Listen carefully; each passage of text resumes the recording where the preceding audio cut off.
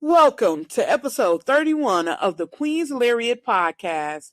I'm your host, AJ, and today we're going to be talking about two underrated Joshi promotions. But before then, please like, share, and subscribe here on YouTube, and like, share, and follow us over on TikTok. We're over on our Queen's Lariat TikTok. I do a Joshi wrestler you should know, and also we do our Joshi matches you should watch. Over on our Queen's Lariat Joshi, we do our Joshi one-on-one series, and I'm also starting to do edits for Joshi wrestlers. We also have some other fun series like awesome Joshi finishers and much, much more. So please like, share, and subscribe here on YouTube and support us over on our Queen's Lariat TikTok and our Queen's Lariat Joshi TikTok. Thank you. All right, on to the episode. So when I say underrated, I mean just like Joshi promotions that aren't talked about as much as some bigger promotions like Stardom or TJPW, or even like if you want to go old school, AJW. But these are still some solid promotions. Right now, I'm going to do two in this episode. And if the video does well or does good enough, then I might do more. But the first promotion I want to talk about is a classic promotion, JWP. JWP was founded in 1992 and they closed their doors in 2017. JWP was originally a part of Japan's Women's Pro Wrestling, which due to internal politics split into two separate promotions, LLPW, which is Ladies Legend Pro Wrestling and is still around today, and of course, JWP. Now, my thoughts on JWP is I've watched several matches from them, and I've also watched AJW's Dream Slam and a little bit of Big Egg Universe. If you're a Joshi fan and if you watch classic Joshi, you know these two shows are some of the best wrestling you can watch, especially with women's wrestling. They rank pretty high up there with shows. But JWP was a part of both shows, and like I said, they also ran their own shows, and they did their own thing. To me, I really like JWP, and if you are someone that's new to Joshi or someone that's watched Joshi for a very long time, I think you should check out some JWP matches.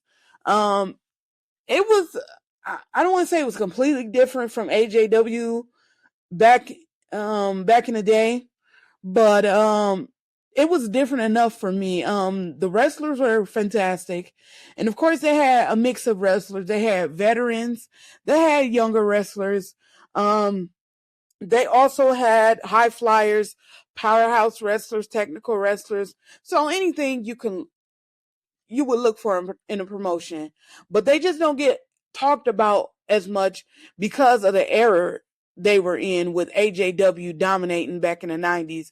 And then later into their time, Stardom was getting started, and also in the early 2000s to about like, I don't know, 2015-ish, Joshi was kind of on a downslope. Like they weren't really getting selling tickets, and Joshi was just in a down period during that time.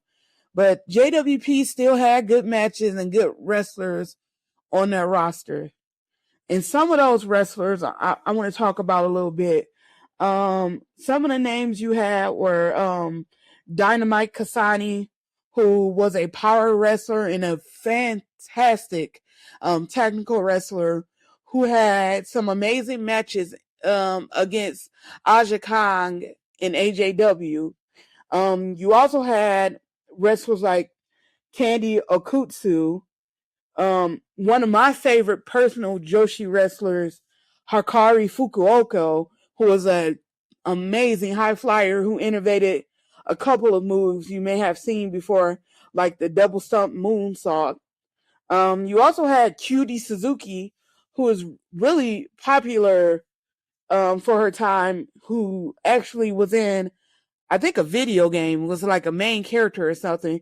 Correct me if I'm wrong, but Cutie Suzuki, she was an amazing tag wrestler too. You had veteran wrestlers like Devil Masami, who made a name for herself originally in AJW, but then moved over to JWP and was pretty solid there. Mayumi Ozaki was a very solid wrestler. Plum Miracle. I know a lot of people know Plum for her untimely death, but Plum was also a pretty good wrestler, and she was particularly a very good submissions wrestler. She innovated her own finisher. I think it was called the Stretch Miracle or Stretch Plum. But anyways, we have Arisa Nakajima, a Joshi legend from the mid 2000s that doesn't get enough respect for my liking, but she was so amazing. Her legendary feuds with the likes of Kana and Tsukasa Fujimoto. And then we have another veteran in the late, like I would say in the 2010s. You had Command Boshi, who was a masked wrestler, and like I said, another awesome veteran there. Of course, the legendary Emi Sakura, who you may know from her own Joshi promotion. Darn it, I forgot the name of it. I think it's Coco Pro. And then she also is in AEW, I think. And then, of course, I can't talk about JWP without talking about the freelancer who spent some time there, Kana. And if you don't know, Kana is Asuka from WWE. But she also had a pretty good storyline in JWP, coming off of the Kana Manifesto and winning the open weight title. But my match to watch for JWP is Hikari Fukuoka versus Dynamite Kasani. I'm sorry, I've been pronouncing her name wrong this whole time. It's Dynamite Kansai. But Hikari Fukuoka versus Dynamite Kansai for the JWP Openweight title in 1997. That match is on YouTube, and it's a fantastic match. But yeah, that was JWP. All right, next I want to talk about a current Joshi promotion, and that promotion is Sendai Girls. Sendai Girls was founded in 2005 by legendary wrestler and one of my top 5 favorite Joshi wrestlers of all time, Meiko Satomura. Sendai Girls has a very small roster, but they all often work with other promotions like Stardom, Marty Gold, Marvelous, and many other promotions. And they also work with a lot of top tier freelancers. Some of the wrestlers, my thoughts on Sendai Girls is, if you watch any of Meiko Satomura's matches throughout her career, you know that she is an intense wrestler. She is a tough wrestler. She wrestles with a lot of heart and passion. And all of that reflects the Sendai Girls roster. And she's trained a lot of those girls on that roster as well. But a lot of her self reflects on her roster and also on her matches. A lot of the matches are really, really, really good. 5-star quality matches. It's just an awesome promotion.